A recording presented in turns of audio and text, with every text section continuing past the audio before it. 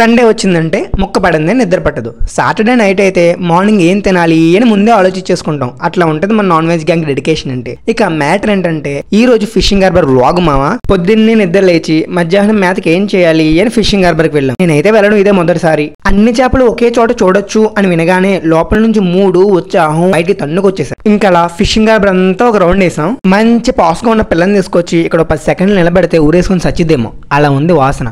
Even మనమే ఇలా అయిపోతే ఇక్కడ ఉన్న వాళ్ళ పరిస్థితి ఏంటో. ఇక్కడే తినాలి, ఇక్కడే పడుకోవాలి, ఇక అన్ని ఇక్కడే.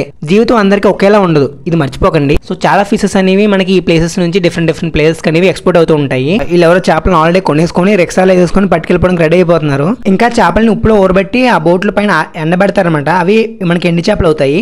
వ్యాన్లో ఉన్న ఐస్ని తీసి టబ్లో వేస్తున్నారు. ఆ టబ్లో ఉన్న ఐస్ తీసుకెళ్లి చేపల్లో మిక్స్ చేస్తారనమాట. మొత్తానికి ఫిషింగ్ హార్బర్ మొత్తం ఒక రౌండ్ వేసేసి 200 పెట్టి ఒక మంచి చేపని తీసుకొని ఇంటికి వెళ్ళి మంచి పులుసు అయితే పెట్టుకున్నాం.